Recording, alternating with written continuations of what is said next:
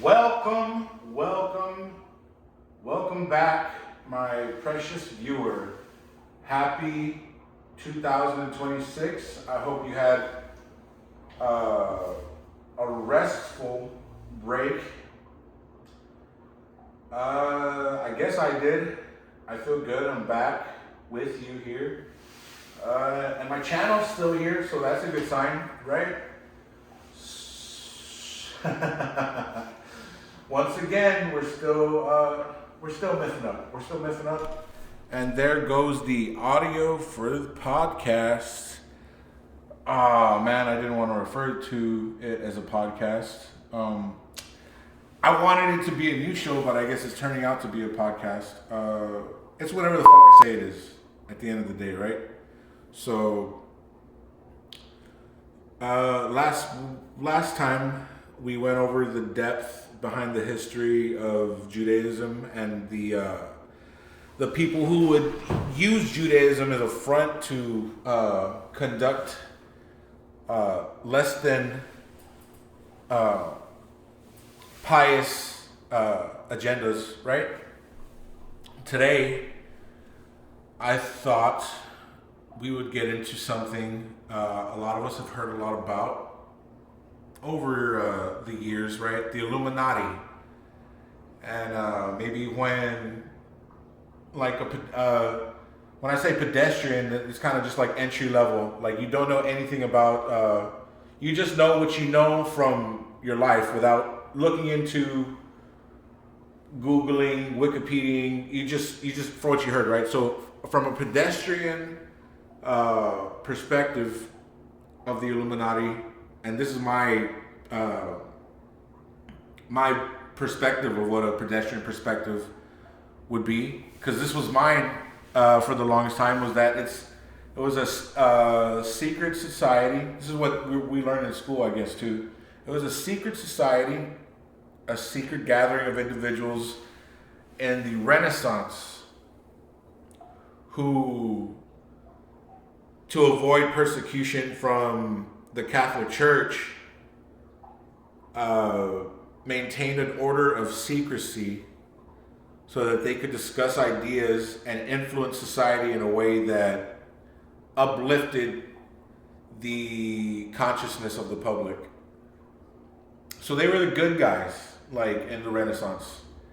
And there's actually, you hear of all these people, like, the next thing, like, you go from that to Jay-Z and Kanye West doing the whole thing, right? Which they would tell you that's the symbol of Rockefeller. That's Rockefeller, whatever you want to say, right? That's Jay-Z's label.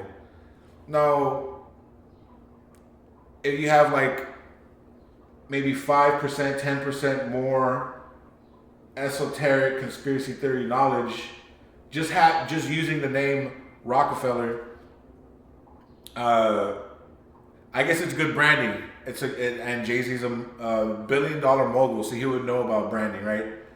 Rockefeller's power. He owned all the oil in America and basically set up his family to be rich forever, right? So between how do we jump from them being the good guys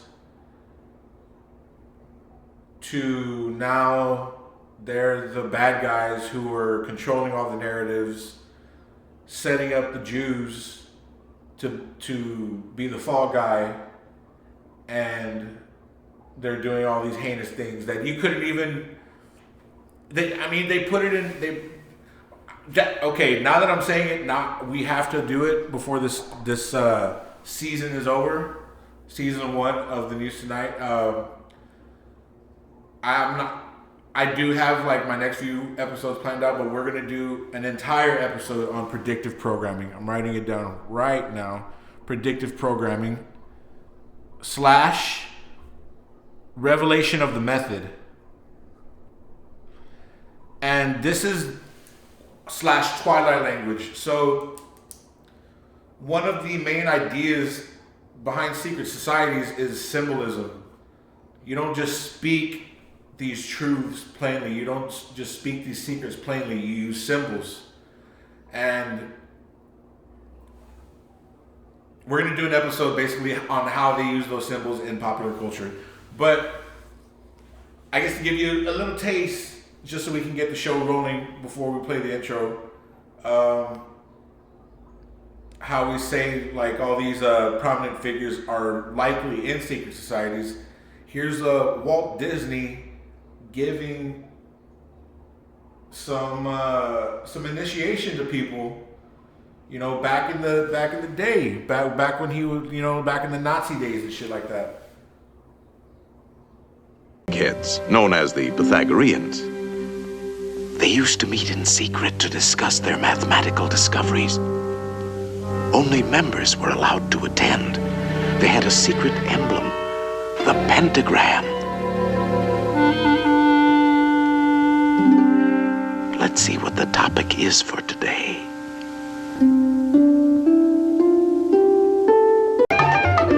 So from these eggheads, the Pythagoreans, with their mathematical formula, came the basis of our music of today.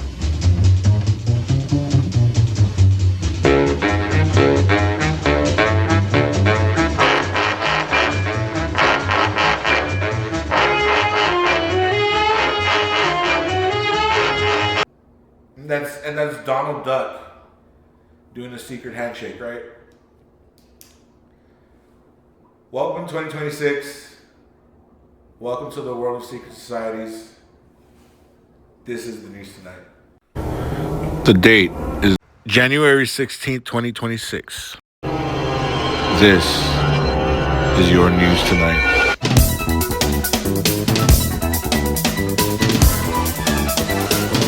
With your host, Gilbert Chavez.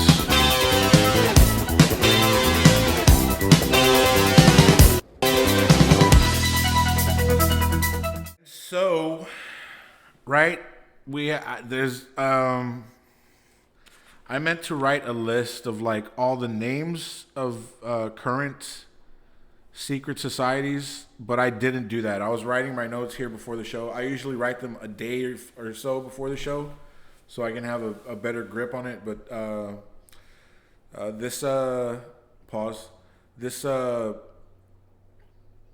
today was just, you know, we're playing it by ear. I'm even recording super late too. I like recording early. Let's see. I would like to start with implicating the Pope in the Illuminati. And it really sucks because, you know, you grow up in, and we're going to get to this later on in the episode, you know, how religion is used to control the general public, the peasants, right? But higher up in the order, these people with actual power in the religion, they're doing something else entirely.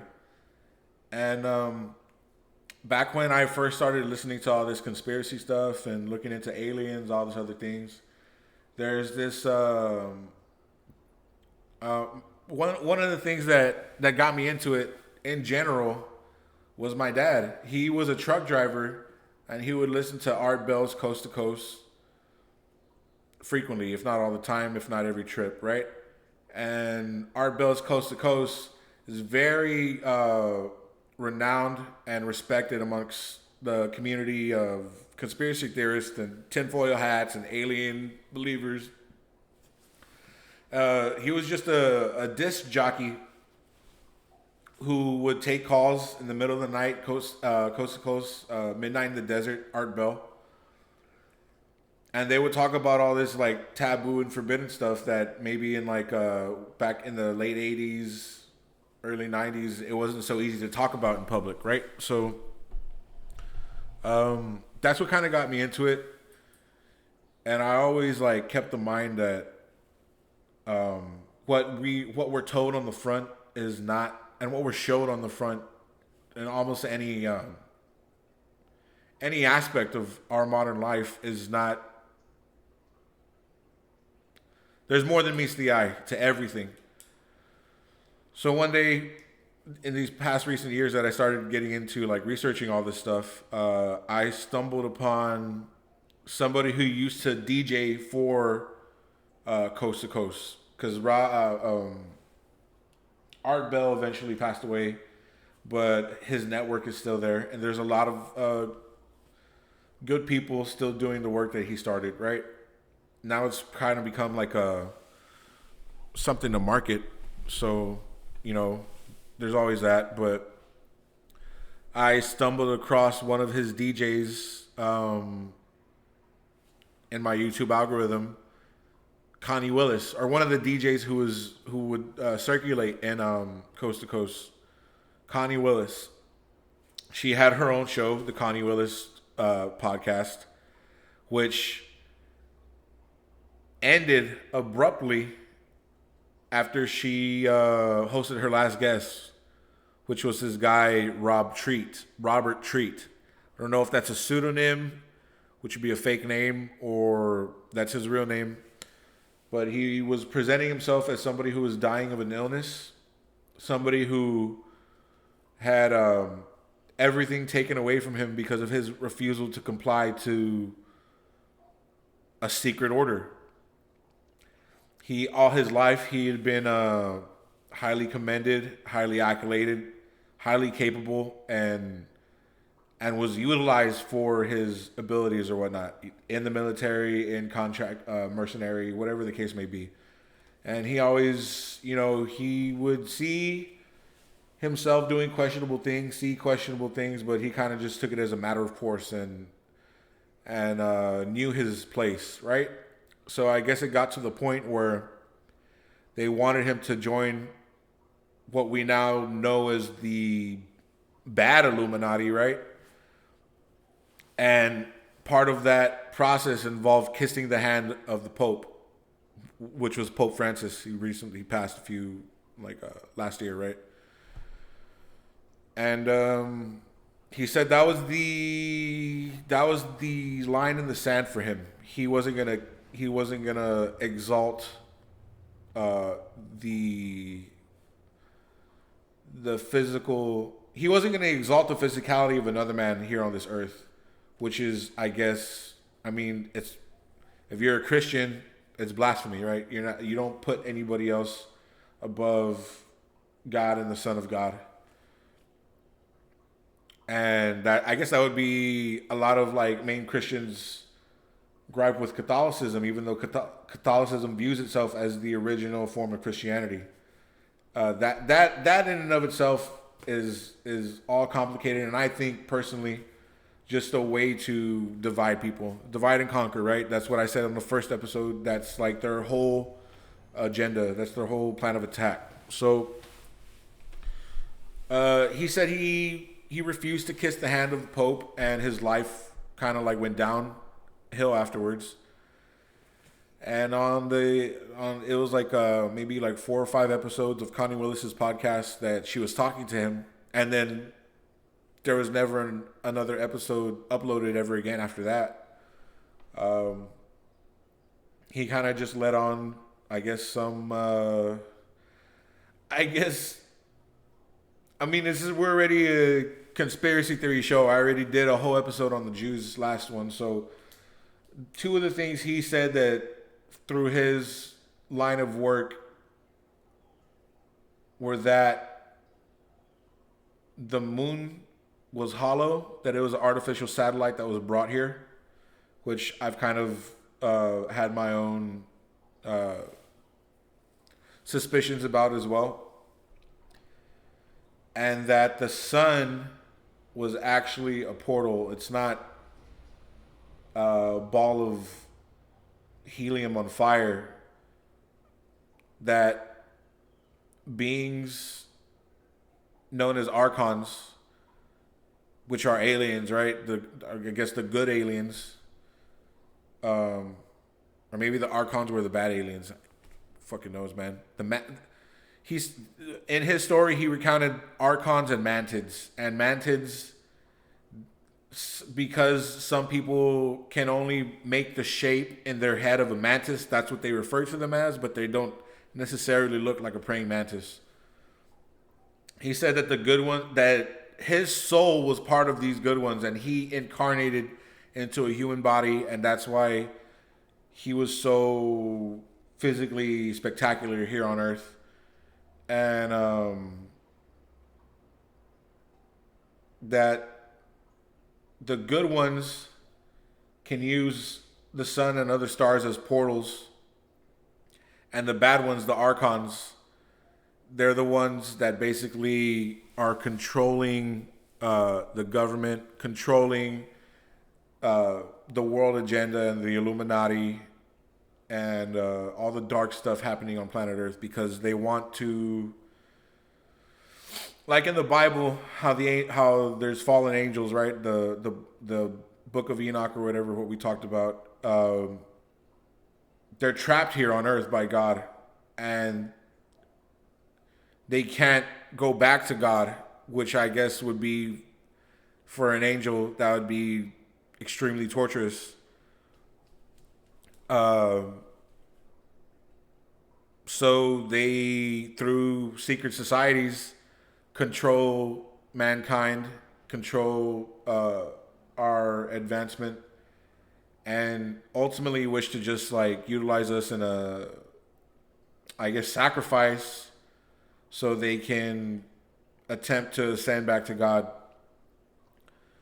Which, funny enough, sounds exactly like what happens in the manga and anime Fullmetal Alchemist, which is super. It's from my adolescence. You just, when you're 12 years old, you turn on Cartoon Network, and it. As a 30-year-old conspiracy theorist researching all this stuff, you tell you're looking back now and you're like, well, everything is shown to us for a reason. Back then, it was just something different, and everybody has their taste or whatever, right? And looking back on everything, that the content within Fullmetal Alchemist now, it's so profound how much of it actually reflects our own ancient history that is like rejected by mainstream science. So where do secret societies start and come from? In Fullmetal Alchemist, reflecting, real life, there was an ancient civilization that was destroyed overnight, and the survivors went east and west and started teaching humanity these advanced spiritual practices. One being light, one being dark, right? Dark-handed, or right-handed, left-handed, dark and light. So maybe I did that in reverse, but you start with, before even Egypt, which we are going to play some clips here. We have like the Derp with Kurt Metzger and Dark Journalist, who's a really, if you're a nuts and bolts minded person and you need like somebody to give it to you factually and not like with all the spiritual conspiracy mumbo jumbo, Dark Journalist is your guy. I don't want to say I stole his steez or whatever. He has better ties, right? I have the one. Dark Journalist. He goes in depth, and he has what you need. He has what you need as far as like proof to all the remnants of Atlantis, the mystery schools, the secret space program, all of which are interlinked. I've been saying this, right? Am I talking to myself? So here's the Kurt. Here's the clip with Kurt and DJ. So like after Pangea, Atlantis, and then like that they migrate back to Egypt. So Egypt is a mystery school that creates, I guess, then Christianity, Islam, and Judaism, and then you move into those territories and then create mystery schools would be offshoots of Christianity, offshoots of Judaism, obviously offshoots of Islam, and then new religions like Scientology. Is that kind of what I'm hearing? just to Well, make it's sense. the real tradition underneath it. So it's the esoteric Christianity, it's the esoteric Buddhism, you know. Yeah. The problem is the public religion often prosecutes the mystery schools. That's a problem. So you couldn't really, you know, it's what you're saying is true, but you also have to think of it in terms of the public identification, because the regular Christian church would burn witches and things like that. Right. And it begins in Egypt, or it begins before Egypt, consolidates in Egypt under one pharaoh, which we'll have Ryan Bledsoe speak a little bit about that in a little bit, right? Consolidates in Egypt, and from Egypt, it goes into the three religions, right? The three monotheistic religions. Monotheism being something that they thought was new at the time, something that we learned comes from polytheism, right, in school. But monotheism was the main belief of these mystery schools, that there was one esoteric, hidden God, one ruler above all of creation. And eventually, you know, and like maybe in Jesus's time, what he warred against was the Jewish priests who maintained these practices, right? These rituals and stuff in honoring of the one God, but without actually honoring the one God. They were doing it they were maybe using the dark hand path, right? And he's like, no, it's in the Bible. Your traditions nullify the word of God. All the things you're doing, you just straight up like you're doing for yourself. It's not for God that serves the greater good of all. Like you're literally just serving yourself and the order that you choose to maintain. So the Pharisees, right? They practice Kabbalah, which a lot of people say comes from the Egyptian mystery schools.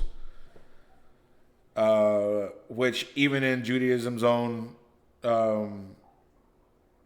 definition would be blasphemy. Like Dark Journalist says, like it's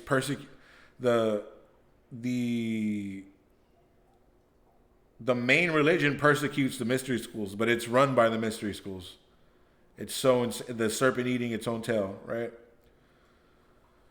So right before we go into we can go into it a little bit more. Here's Professor Zhang explaining that. The Greeks have something called the mystery schools. And these are just cults. And it's important you know these mystery schools because they will become the basis of secret societies today. And in these mystery schools, there's lots of different ones, but Paul chooses a mystery school that worships Dionysus. Okay, Dionysus is the Greek god of creativity, wine. And the story of Dionysus is he is born of a virgin mother. His father is Zeus. And then Dionysus is killed by the enemies of Zeus, and Zeus finds him and resurrects him. Okay? This is important because this becomes the story of Jesus. Also, what's important is the religion that the patriarchs practice is not the one that the slaves practice. The slaves practice Christianity, but the patriarchs practice the mystery cults, okay? Why? Because this is the way that the patriarchs work together, and this becomes the basis for secret societies.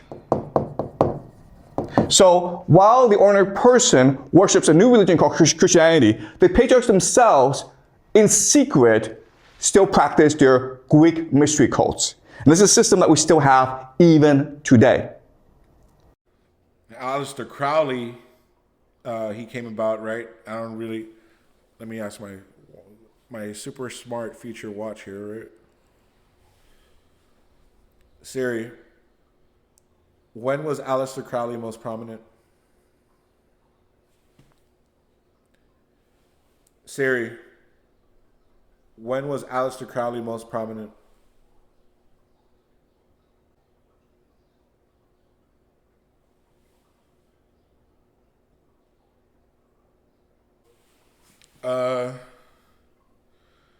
He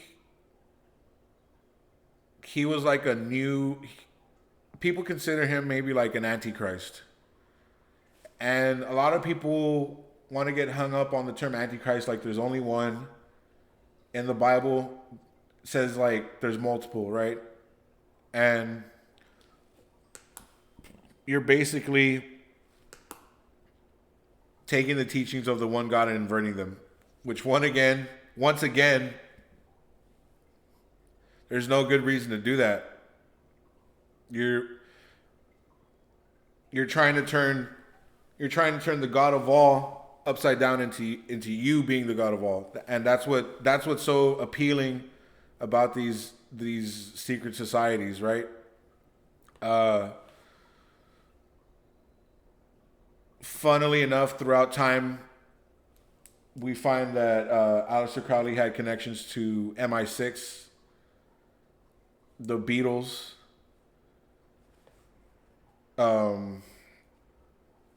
and he gave way to other secret societies, right, that eventually maintained power and still exist to this day. So when I initially started really like jumping into all this stuff with 2 feet, the text that I was introduced to was the Emerald Tablets of Thoth, which later on a lot of people would dispute as like just a CIA creation alongside Mormonism, which Kurt Metzger talks about, like part of like ascending the ranks in these secret societies is eventually creating your own religion, which don't take it from me, take it from somebody who was sexually trafficked by somebody high up in these orders, Kirby Summers, basically saying that like Scientology, the Thalamites, the Order of the Ophites, or Order Templi Orientis, I think they all serve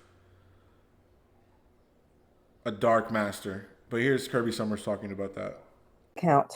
So for those of you who perhaps don't know what OTO means, OTO is basically one of the satanic cults. Now, these satanic cults, they're connected to Aleister Crowley.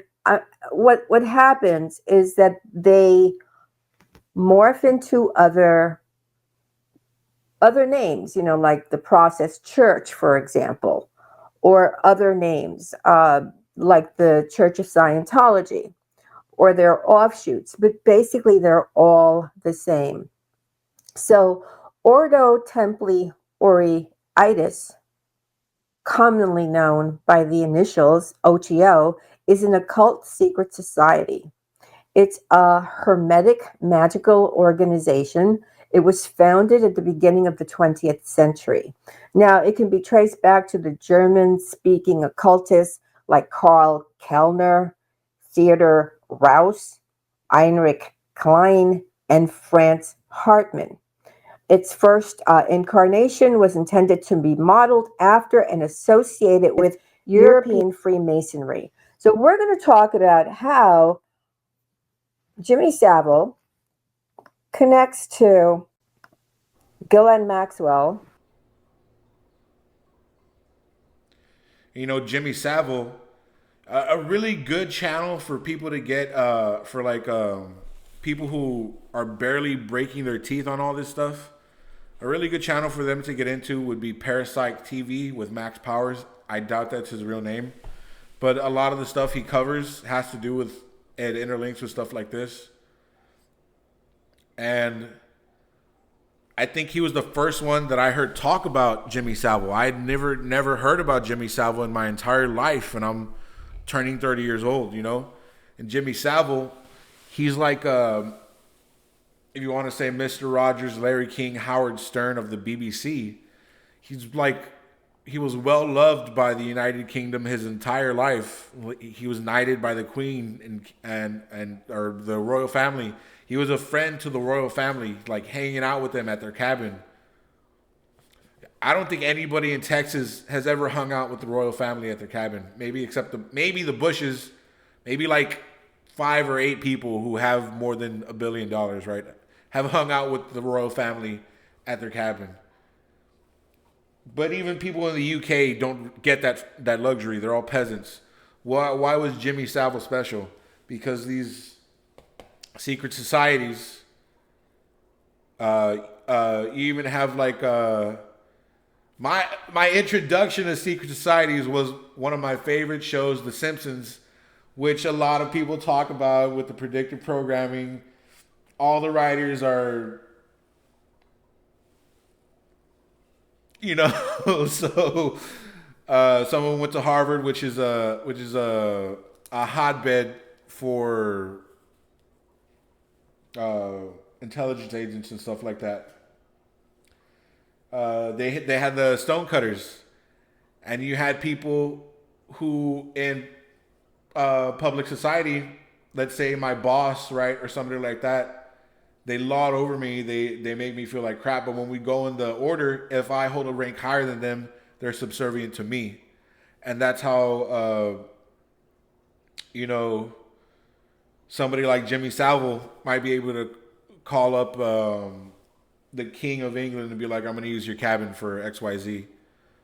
Or somebody like Jeffrey Epstein can have a picture of Bill Clinton in a dress inside his house.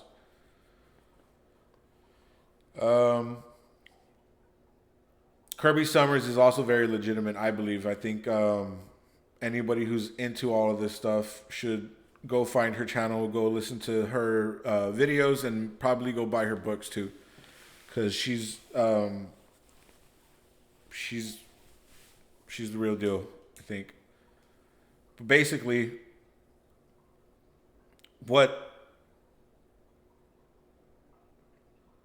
and even here, Ryan Bledsoe, who we've talked about with the alien stuff, we don't know if his father saw a benevolent being or was being tricked, really. And I would hate to say that. I hate to say it, but we have to, just like a lot of people were saying, anybody who's 100% sure of themselves is probably wrong, you know? And the only thing we can be sure about at the end of the day is like God. And a lot of people would even laugh in my face for saying that. So it's just hard to trust your salvation to a man on earth at this time, right? And it wouldn't be wise to do so, no matter who that man is. Here's Ryan talking about it, admitting it, that these orders that descend from Egypt, they branch off into dark and light. Just saying, like, so that people understand the scope of the world that we're discussing. 3,500 years ago, Pharaoh Thutmose III goes to a bunch of these different mystery schools that are holding the esoteric view of God in their lodges. And you had to go to these lodges and you had to prove that you were worthy to become an initiate to receive the mysteries of the one God, right? The esoteric God, the true God. Pharaoh Thutmose III nerded out about this stuff, and he loved it so much that he united it into one system. He brought all the mystery schools together and was like, this should be one thing. This should be a very celebrated thing.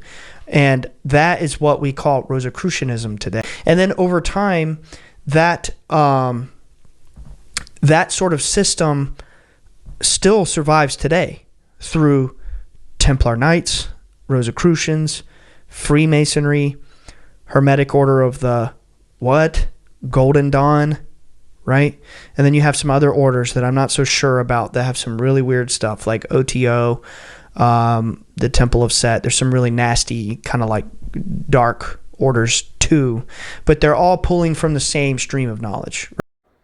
So when I was talking about the Emerald Tablets of Thoth, they talked about a great white brotherhood that maintained that basically existed to stand against the dark ones. And the Tablets of Thoth, they talk about an order of shadows that hides among the councils of men, that takes power and tries to control and turn the consciousness of men to darkness and to dust. And there's the White Brotherhood, right? So in the Tablets of Thoth, they go as far as to say that, I mean, maybe I'm just stretching my references here, but he kind of, in the Tablets of Thoth, it's implied that this dark order is run by like people that are half human, and they're summoned by blood sacrifice, which is super insane. The Tablets of Thoth, it's not something that I just read and took for gospel at face value, you know, because even when you're reading the Tablets of Thoth, what I listen to it really, it tells you you're not going to get everything you're going to get from it the first time. And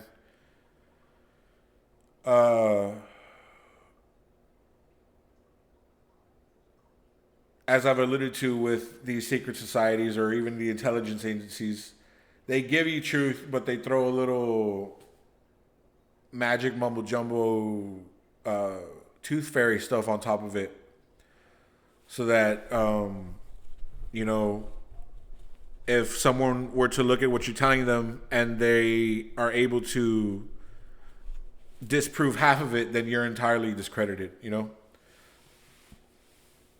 And that's how a lot of these orders maintain their power and secrecy.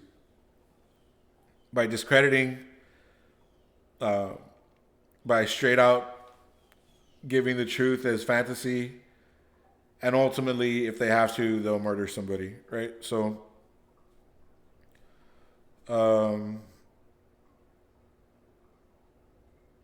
Kirby Summer talked about Scientology being one of these, and it's not just Kirby Summer who's a person who's been sexually trafficked, who you could say maybe is like, a lot of her naysayers would say she's just a mentally ill, and that's the thing. Like, the people who attack these ideas most just go straight for your mental cogency. You're not mentally well. You're obviously sick. You can't be, like, nobody can trust what you're saying because you're not lucid. Obviously, I'm sitting here lucid. I set up my phone. I set up my laptop. I put my suit on so I could tell you the truth. I'm not fucking crazy, right? Anybody who can stop themselves while they're talking to you so that they're aware of what they're saying to you is not crazy. They have an intent, and it's up to you as somebody who's trying not to be a fucking drone to discern what the intent is. So if you're content with being a drone, then a salud, mazel, l'chaim, I love you. Do what you do, baby. So,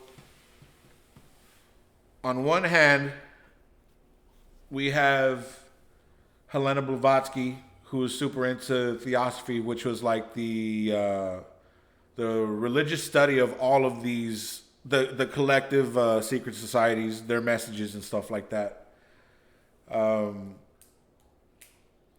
Theosophy got taken over by the Nazis, which had the Vril and the Thule Society,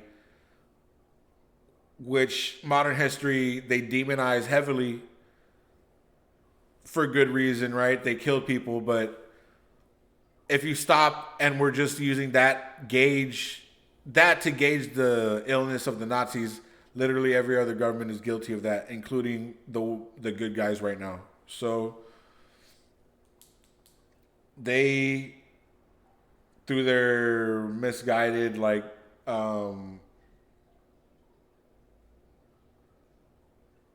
beliefs on genetics and genetic superiority and stuff like that. There's a term for it. I'm losing the can't think of it right now. But they practice. I mean, if they really invented flying saucers, then there's something to all the spiritual research that they were doing. And there's reason to discredit them now if people like the Rockefellers, the Rothschilds, and such all benefit from us burning coal, burning oil, using electricity and gas rather than having one infinite source of energy. Because they can milk us forever, milk us for generations, enrich themselves while we kind of just go nowhere based off the truths that they tell us, the reality that they set up for us, you know? So, you have the Thule Society and the Nazis and all that, who were getting into it. Then you have the Sabbatean Frankists, who Jacob Frank, right? The crypto Jew, crypto Satanists. They're all that's what you'll find later on too as we get into this. There's layers. You're not just in one secret society. You're not just, if they bring down all the Freemasons, we're gonna live happily ever after. There's layers and layers and layers. So Jacob Frank, he was friends with this guy named Adam Weishaupt. And I could be getting this wrong, but I think I came across this in my research. Adam Weishaupt basically created the Bavarian Illuminati in 1776, which was in the same way with the original Illuminati, an attempt to subvert the religious order and societal order that was based on religious order, right? I think we can give you some indication of what that Bavarian Illuminati was up to at the end of the show when I play you a clip from Robert Sefer. Basically, he insinuates that they're the progenitors of modern day communism, and communism gave way to socialism, which gave way to diversity, equity, inclusion. You have to change the name of these like movements over time because they garner like ill will, and eventually they use these movements to fucking murder a whole bunch of people. So after that, after like the Bolshevik Revolution, you can't be a Bolshevik anymore. You're a communist. After the Soviet Union and all this other stuff, you can't be a communist. You're a socialist, and so on and so forth. So that's why when people talk about DEI now in a negative light, somebody is quick to call that person a racist. Oh, you're a fucking racist. What? Don't you want diversity? Don't you want equity? Don't you want inclusion? It's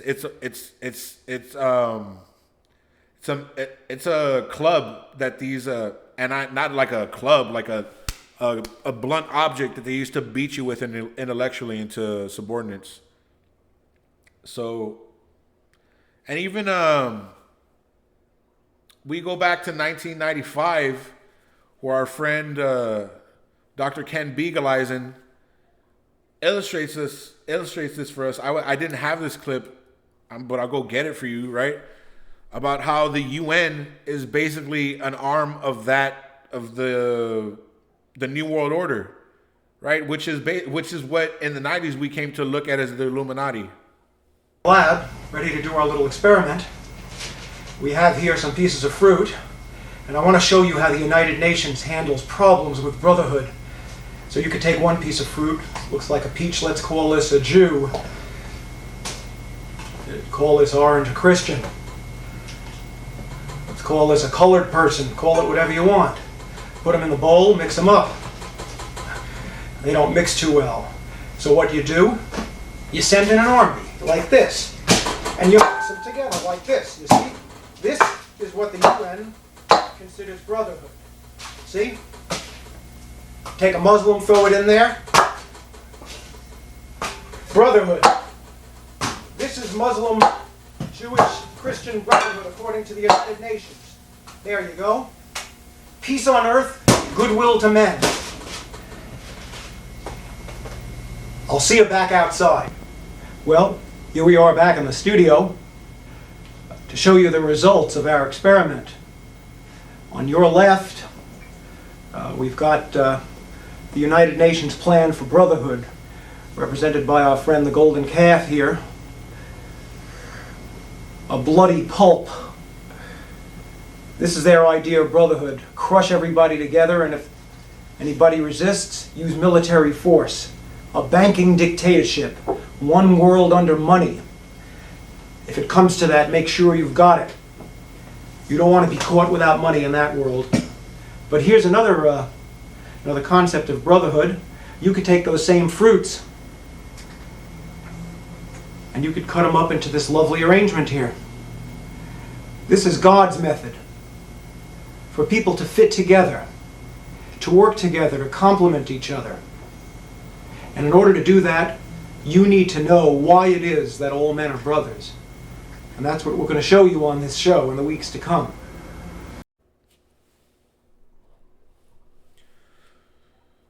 So when you look at like all the Democratic presidents and look, it's not just the Democrats, right? It's two wings on a bird. They're all complicit. They all fucking hung out at Jeffrey Epstein's island, the Democrats and the Republicans. And they were set on using the UN to start World War III, which was what the whole Ukraine shit was about. And Biden was on autopilot. So even if when you're fucking hitting 90 years old, you have all this dirt on you, they're trying to throw you out of power, you're shitting your pants. At some point, and this is not what I would do, I'm just saying we're looking into that man's mind. At some point, aren't you just going to say, fuck it, World War III, and like, fuck everybody, you know? Once again, that's not what I would do, but, you know, I've had an insight into the mentality of previous generations, and at a certain point when somebody stops growing spiritually, you can just read them like a book, you know? They're like, or a sign, not even a book. But it's fucked, man. Like that's ultimately like you can see their influence in like all of the ills of the world today. And if you're like ever thinking about joining one of these, which I don't know why you would, right? Like power is an illusion. Like the physical world is an illusion. I don't know what everybody gets there in their own time. But let me just say that joining a club is not going to bring you what you're looking for, right? So, or at least joining a club that burns animals and worse stuff, extremely worse stuff, i.e. Jeffrey Epstein, i.e. Jimmy Savile, which ultimately Jimmy Savile, going back to Parasite's YouTube channel, which is where I got what I got from Jimmy Savile, he was taking children from orphanages and they were never seen again. He was molesting children who were in hospital beds, terminal children who were in hospital beds. And there are several times that the Queen of England was seen leaving with this fucking guy. And the people who say they saw that end up fucking dead.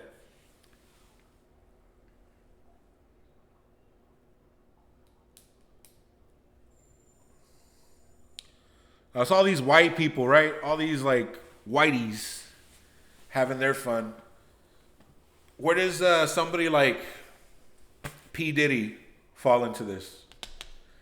P. Diddy, who right before he got arrested, he read a list out of about what, like maybe 50 names of people in the entertainment industry and others. He said he had bigger names. This is a direct quote because I just saw the video. He's like, I have bigger surprises. Names so big that they forget that they made a commitment to answering the phone. He was gonna say something else. He was like loosely letting himself talk because he had nothing left to lose. And he realized there was one more thing that he couldn't really say. That if you do say when you're that high up in the order, basically they execute your whole family. Right? So,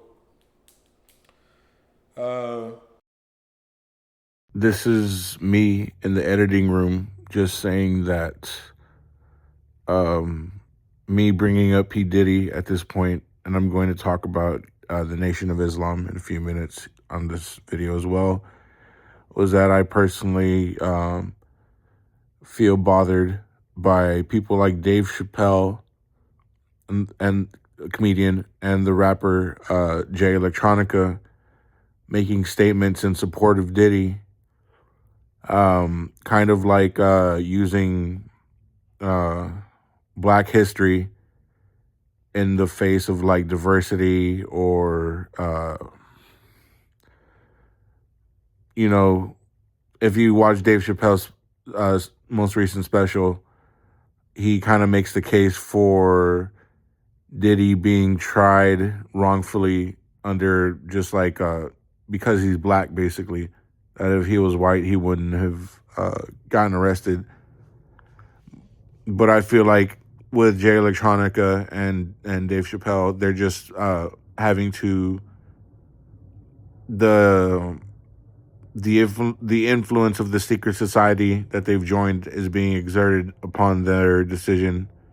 Like they got a call from Diddy or whatever, and they had to make these statements in support of him. Or even if they didn't get a call from Diddy because they're brothers, and I don't mean that in the derogatory way, but because they're brothers, they have to stick up for Diddy at this point in time. But Dave Chappelle says that in his most recent special that Stevie Wonder made him go to John McCain's funeral. If you really hate somebody, why would you go to the funeral? I guess if Stevie Wonder asked you. But as well, I bring it up. It's like 5% of Nation of Islam stuff. It's secret society stuff. It's, to me, and I don't mean to be crass, it's like and you could tell just by the way that people like Sean Combs and Jay-Z speak, they're trying to emulate the people that have oppressed them for so long. They're trying to be the Rockefellers and Rothschilds. It's disgusting. You can see why people would go through these links to keep it secret. If you're the Queen of England, if you're Ellen DeGeneres, and children go missing around you, can't have people talking about that at all. Especially if you want children to keep going missing around you.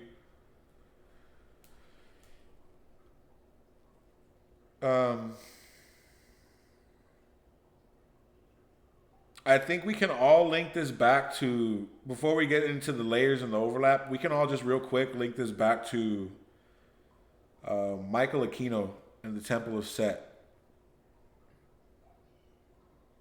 And some of the ancient alchemical teachings that both the dark and light orders of secret societies follow. Basically, they believe that and this even goes Professor Zhang teaches this to his high school students in China. There was an emanation of divine creation, what we consider God. The highest God, the true God, the loving wisdom, the loving, wise, and strong God, right?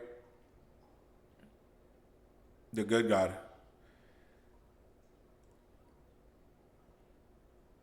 He gave birth to dyads, which were like angels. In the Bible, there's an order of angels. God gave birth to these dyads, and these dyads would pair up together. And if you look at dyad, right, two die, they would pair together and create. Well, one of these dyads, Sophia, decided that she wanted to create by herself without a dyad. And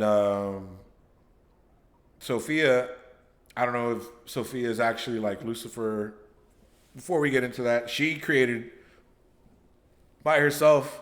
And the teachings of these orders and alchemy is that what she created was a monstrosity.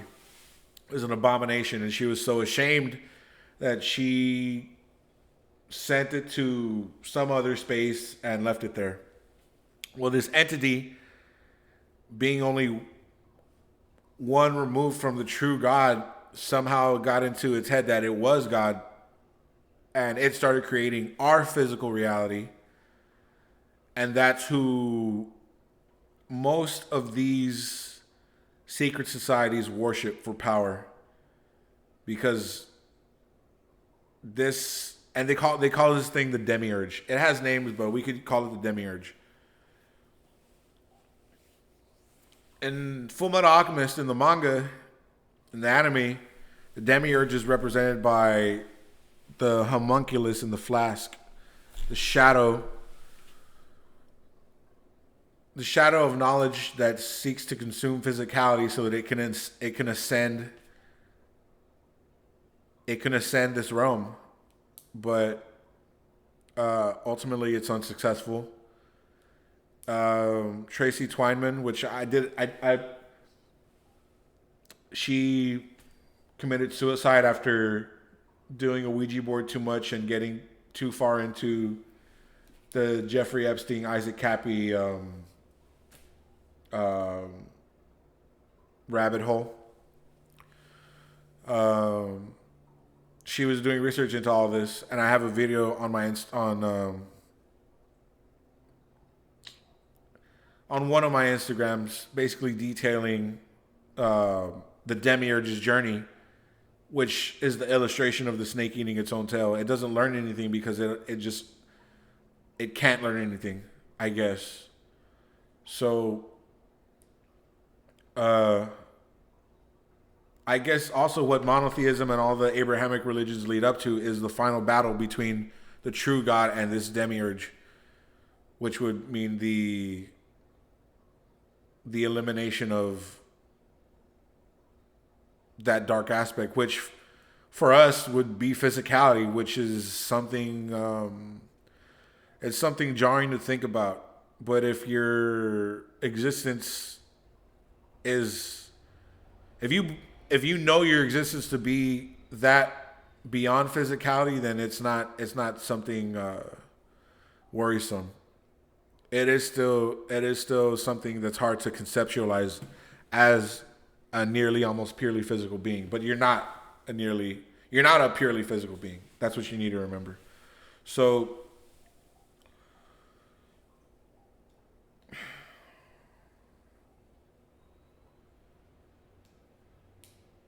say all that to say, eventually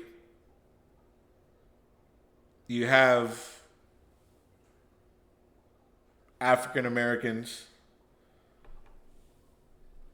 attempt to break onto the secret society scene, and the two that I can bring forth to reference are the 5%ers and the Nation of Islam. The 5%ers would be like the Illuminati of the Nation of Islam. The Nation of Islam is what Malcolm X was a representative of. Unfortunately, is what I'm saying. His life ended because who fucking knows, right? So you have on the Derp with Kurt Metzger interviewing a survivor of Scientology, because if you know anything about Scientology, it's extremely hard to leave because they don't want you divulging any of what they do to the public. Have you ever seen the show King of Queens, which I didn't have cable when I was a kid, so I didn't see every episode, but I did enjoy the King of Queens. You find out later that Leah Remini, the co-star, Kevin James's co-star, his wife in the show, joined Scientology and was in the church for years, and she eventually almost lost everything, including her life, just trying to get out of it. And she talks about how she couldn't even ask the question about where the leader's wife was, because she just one day stopped making public appearances, and everybody would be like, oh, she's fine, she's there, stop asking. And it got very ugly for her. But on the Derp with you have him interviewing somebody else who escaped Scientology, and basically this person said that through their understanding and experience, that the Nation of Islam was co-opted by Scientology. That like the Louis Farrakhan, which I guess he's the leader, and the at the time Malcolm X's second hand, who also is one of the main leaders of the Nation of Islam. They just send all their recruits to Scientology, or they don't send them to Scientology, but they're using Dianetics, which is the Scientology's practitioners' belief. It's like their Bible. Basically, the members of the Nation of Islam, which are supposed to be Muslim, they're reading and practicing Scientology, which is dark arts. It's if we go back up the tree, it's Satanism, basically, or dark occult worship. Because even Satanism branched off and became something else. Satanism became like the mascot, the guy, like the Philadelphia Eagles to the Dallas Cowboys, right? The Satanic Panic. It all became a joke, a meme, so that you wouldn't look at the reality of the fact that people do gather in places, do rituals, do blood sacrifices for purposes that they couldn't even imagine, right? So,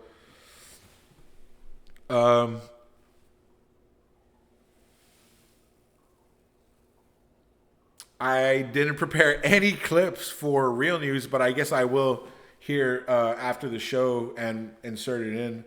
But before we get into, before we get into the real news, we could talk about some of the overlap, and that's where the conspiracy aspect comes into this. Like all of what I'm saying is true history up until this point, where it's just conjecture, and it's people like me who have looked at the elephant from like all these different angles, right? You hear about this proverb where three blind men touch an elephant, and they all describe three different animals, right? You're standing back and you can see the whole elephant. You have something like the Order of the Gestures, which is a secret society for secret societies.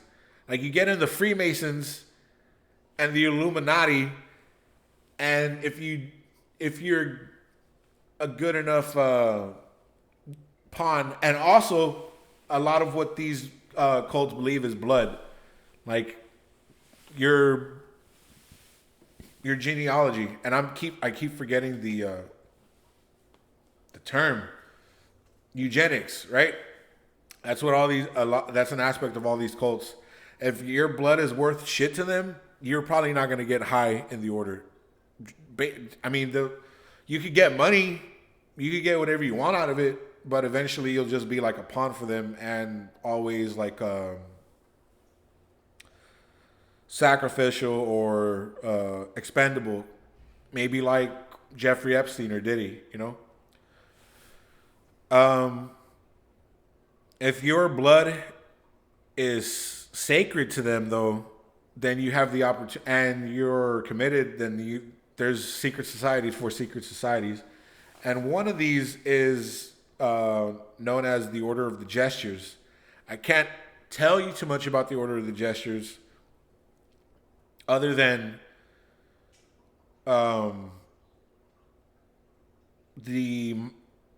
the classic image of clowns being linked to them. So,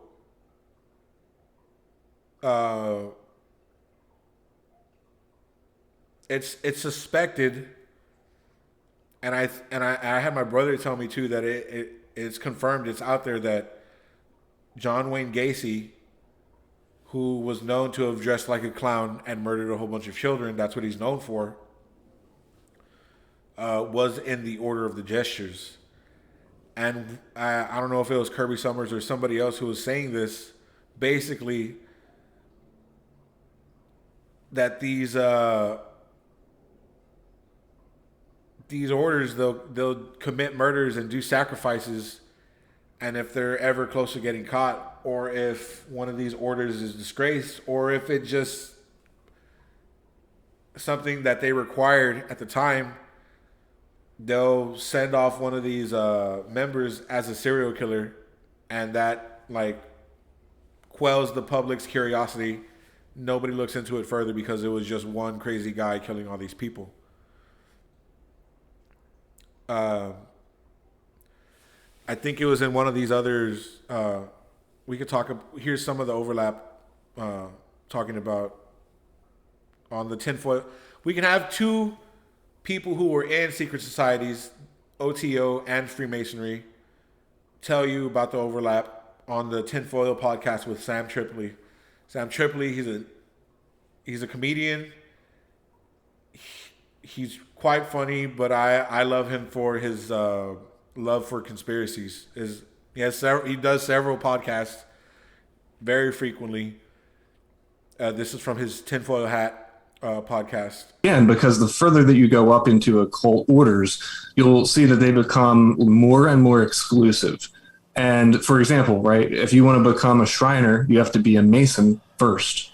And there's no way getting around that. You have to be a Mason first. You even have to have a certain degree. And then once you're in the Shriners, then turns out there's a secret society within the Shriners. And it's by invite only, and it's all comprised of judges, police officers, intelligence agency guys. I mean, it's nuts. And you can only be invited to be in this order, and they're called the Royal Order of the Jesters. But you get this trend of, well, it starts out in this wide base of a ton of different people, and then it gets selected, and more people get weeded out until you get that special invite to go to one of those things that would be more similar to like the Illuminati Eyes Wide Shut stuff. It's a pyramid. Materialistic things, ways of thinking, all these things that really hold you down to this earth and keep you locked into the fucking matrix. You need to remove all that. And if you were to look at what the OTO is about, you would see almost the opposite of that. So that is, you're not going to do your will.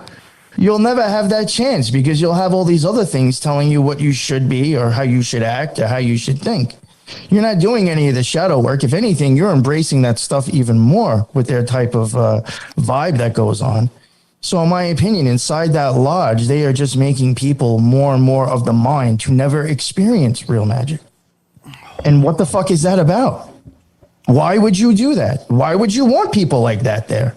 It's got to be for a reason.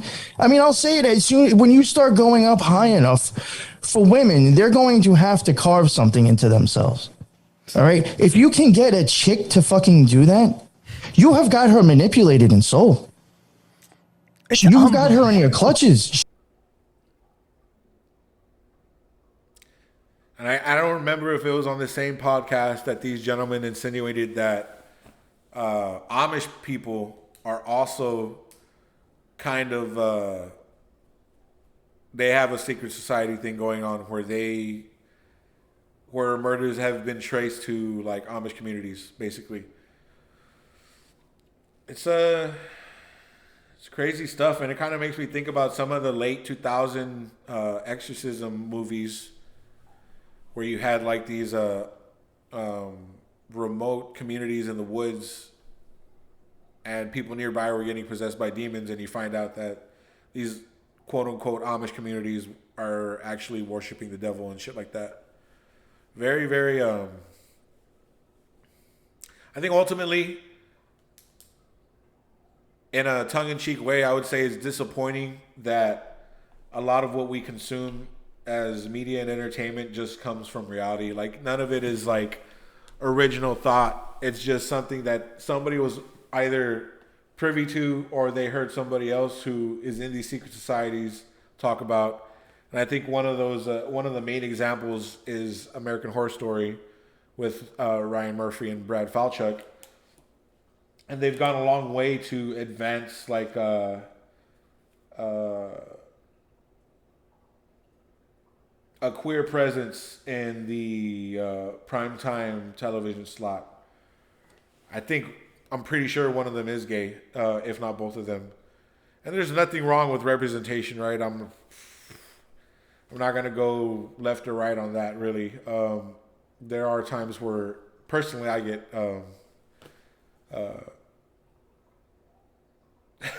I have a tolerance for it, right? Like, so like it gets to a point to where you get to like the 11th season of American Horror Story, and it's strictly about a gay serial killer killing gay guys, and everybody's wearing leather.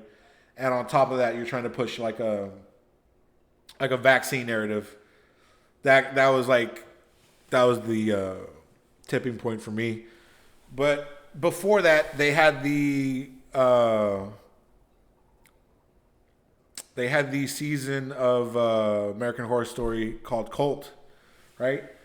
And in it, you had Evan Peters as like this charismatic cult leader, like a Charles Manson. He even emulates Charles Manson in the show later on in the season, and holds him in high regard. And he ends up just being a pawn for another secret society, which is like an order of women who hate men, scum, right? That was the name of their secret society. And they just worshipped women's power, which is like they revisit that idea in their seasons about witches or whatever. So in the movie Heretic, right, this guy is obsessed with religion. He locks up two Mormon girls, and he tries and makes them guess what like the first religion was, or the ultimate religion. And his house is built like an altar to, I guess, the first religion, because he's telling them about Christianity, Islam, and Judaism. He physically links it to Satanism with the design of his house.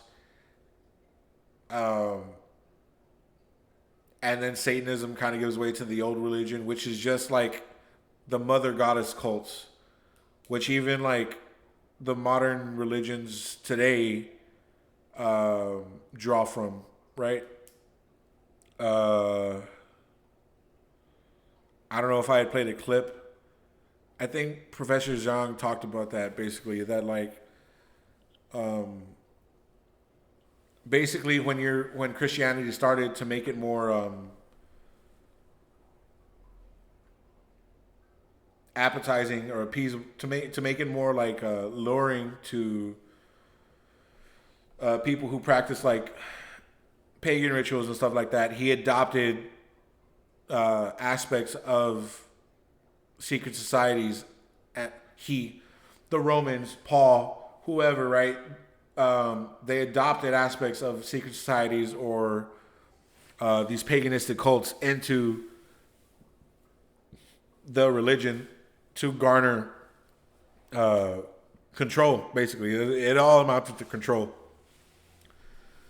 And even in the Heretic, that's what he says was the first religion, control or whatever, right? So, we could do like, we're going to do the predictive programming episode where we go into pop culture, but just for the sake of this episode, we link like Rosemary's Baby, the movie Rosemary's Baby, Roman Polanski, who coincidentally enough was linked to Charles Manson, right? He does a movie about a group of people who trick a lady into basically having sex with a demon and giving birth to a demon. And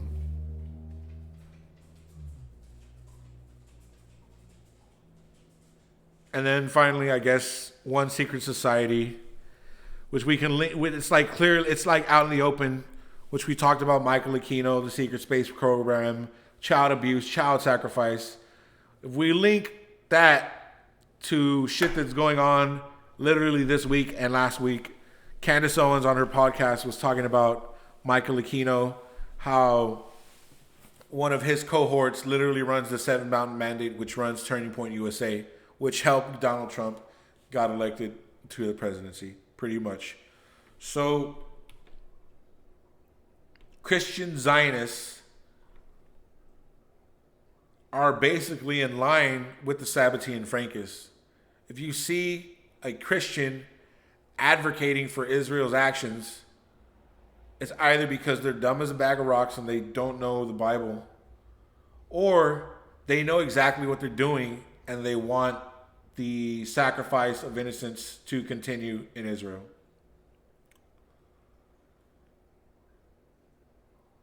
Now for some real news. Learning more about the man arrested in Utah County on suspicion of ritualistic child sex abuse and his ties to Utah County Attorney David Levitt, who will not be allowed to prosecute this case. Fox 13 News investigative reporter Adam Herbets has tonight's update. Reasons why the Utah County Attorney's Office might have a conflict of interest, not just because Levitt named himself as a suspect earlier this year. He's also given multiple statements about his relationship with Hamblin and some of the alleged victims.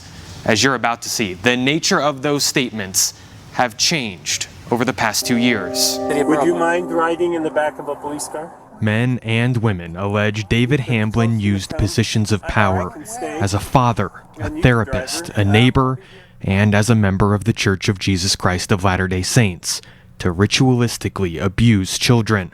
He was arrested Wednesday morning, but investigators say he probably won't be the only one. I have nothing to hide.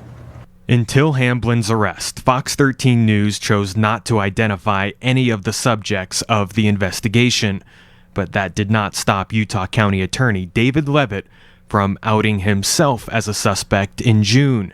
Next guest was used also in worshiping the devil, participated in human sacrifice rituals and cannibalism. She says her family has been involved in rituals for generations. She is currently in extensive therapy, suffers from multiple personality disorder, meaning she's blocked out many of the terrifying and painful memories of her childhood. Meet Rachel, who is also in disguise to protect her identity. You come from generations of ritualistic abuse? Yes, my family has an extensive family tree, and they keep track of who's been involved and who hasn't been involved.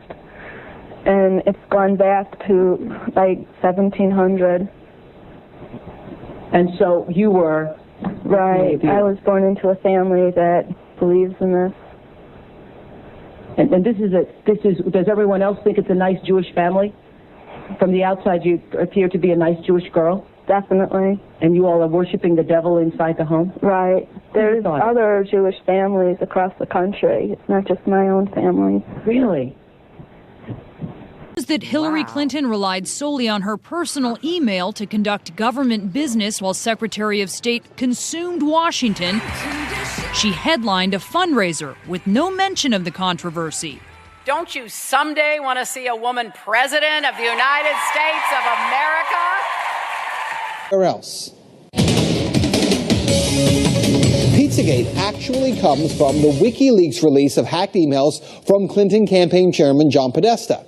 In all, WikiLeaks dumped around 50,000 email messages, and it was from those emails that the claims that John Podesta may be part of a child sex trafficking ring come from. Now, to be clear, not one single email in the Podesta emails discusses child sex trafficking or pedophilia.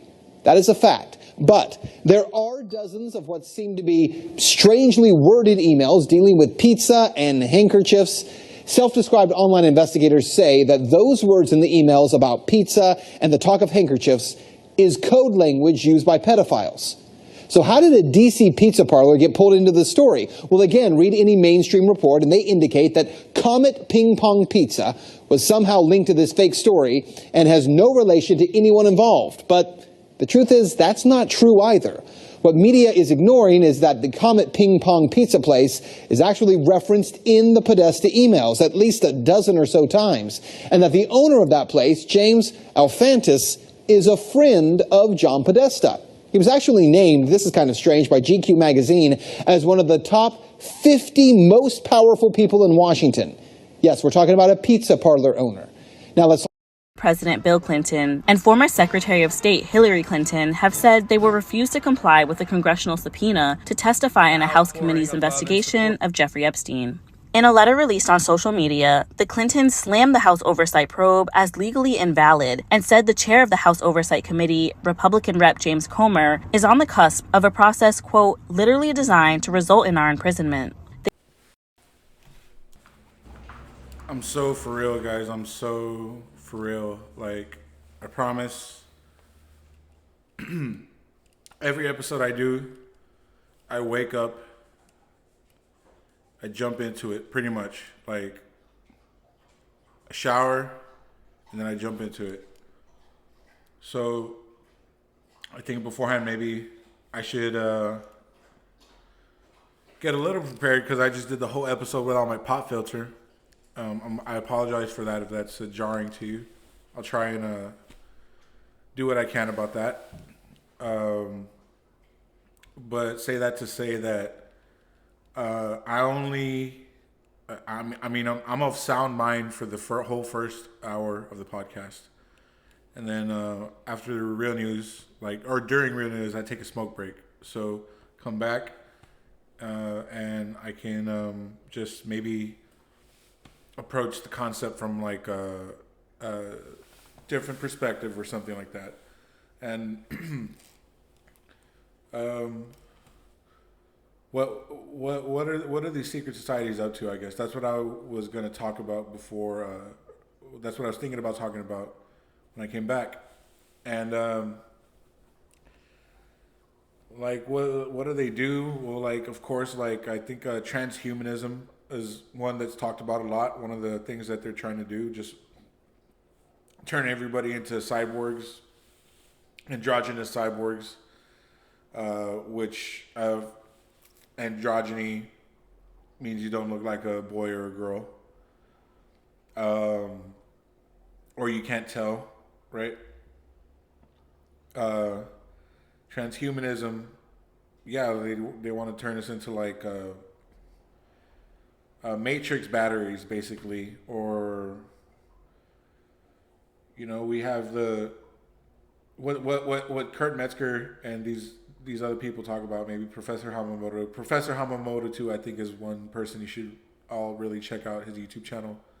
He's extremely insightful on a lot of this, and other people cite him as well, like Kurt Metzger and Kirby Summers.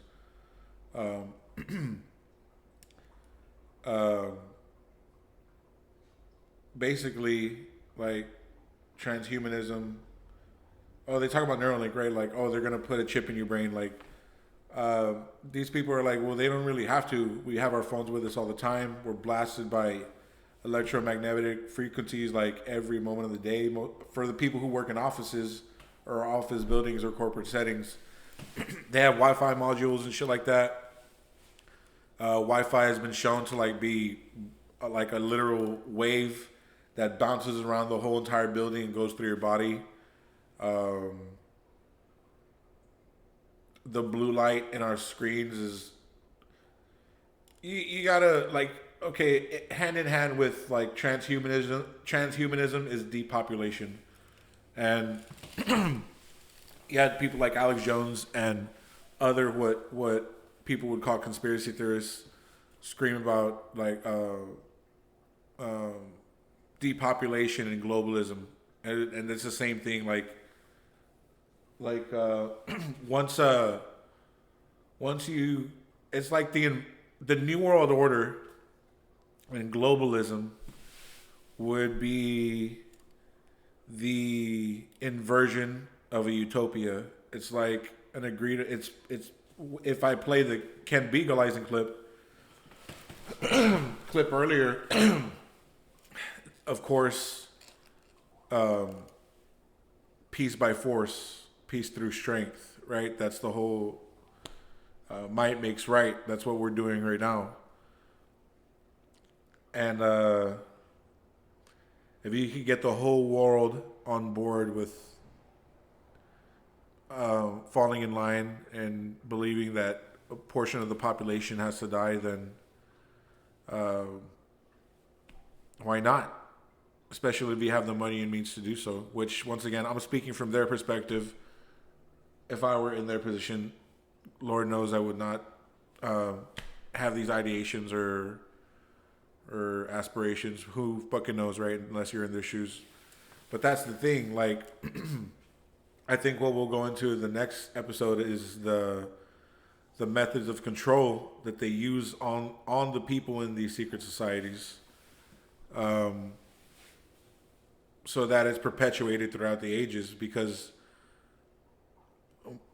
with each, if you have this done to you from the time that you're a toddler, literally the time that you're a toddler, and you believe that it's literally, they tell you, look, it happened to me, happened to your grandfather.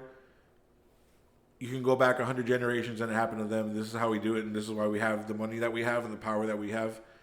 And you can go away from the script, but clearly, let's see where that takes you.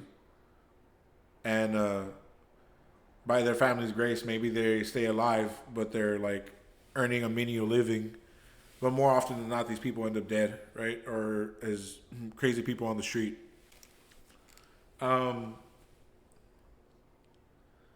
You know, I think what a skeptic would say is like, well, this is just an easy way for you to explain the problems of the world. You know, because a lot of intellectuals, like I had friends who would say Occam's razor, the simplest explanation is usually the right one, but you have to consider that maybe that law in and of itself may be utilized to stop conversation from happening, to stop questions from arising. It's like keep it simple, stupid, or just basically shut the fuck up. If we could connect anything from this episode to the last, like with the Zionists and the Frankists,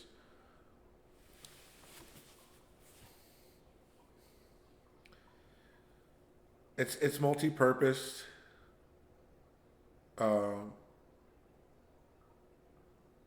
Zionism. You would see like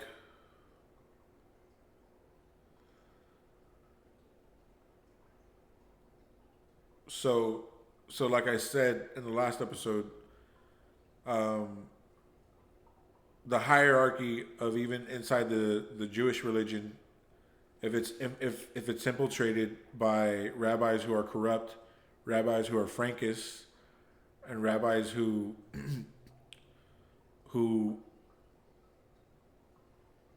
don't even believe in the God of the Bible, or the one God above all, which is supposed to be the God of the Bible, source, the part of God that each and every one of us are connected to, like indelibly. When these religions are led by people who are false, then your energy is directed towards a false light and false gods. And I'm not here to damn anybody through any one religion, but when we have like, if one of the laws, I think of like magic, which is life is magic. People who are like devout religions, like you cast magic out, and it's it's to prevent the awakening of God inside each and every one of us, which is like, I mean, it's a matter of course, like they can try and prevent it, but it basically, like,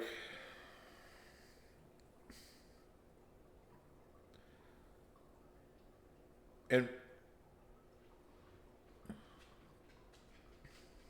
if these secret societies exist, they exist to keep themselves existing and in power. That's like the physical reality for our purposes. And then for the people that believe the spiritual aspect of it, it's so that they can have greater power, eternal youth, eternal life, eternal wealth, just base stuff, the same shit that greedy people have always wanted. But like people who are from the families of billionaires saying that, hey, like, no, they want people to be, they want the genders to be erased. They want us to only care about money and technology. They want us to listen to one person's belief as true. Like, they want us to believe Joe Rogan and his stone ape theory and the fucking caterpillar, the computer caterpillar.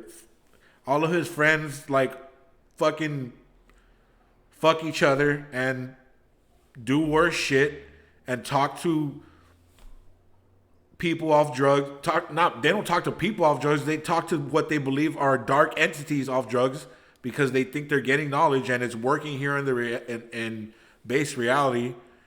And what we're contending with is like the same shit that's been going on for like 60 years on replay, like black skin, white skin. Like, it's all meant to divide and conquer, right? At the end of the day, and where we're at right now,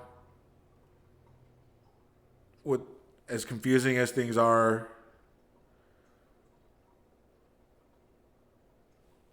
I'm not gonna say that they're winning because they don't win in the end, but shit is definitely they're moving their plan forward as fast as they can. But as I said, you know, just the law of the universe is as above, so below. As the realm that we exist in. So at like as heavy and as dark and as overwhelming as they seem to be close to the finish line or whatever, like the light is right there, matching it, meeting it, growing, and ultimately like it will succeed. It's not a question of if or how, it will. Like they're just doing everything to obfuscate that because they can't handle not having what they've wanted for ever, for all of eternity. And oh well, that's all I can say about that. It was a wonderful episode, despite the constant technical difficulties. I appreciate the support thus far. Stay safe out there. I'm fighting with you. This has been the news tonight. Tell me who you're loyal to.